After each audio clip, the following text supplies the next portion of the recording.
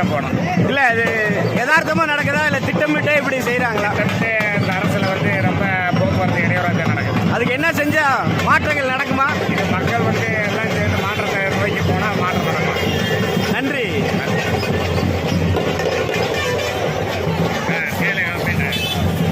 அண்ணா எங்கேருந்து வரீங்க? எட்டிப்பட்டிலேருந்து வரோம். என்டிபட்டி. எப்படி இருக்கு இந்த வருஷம் கூட்டம்?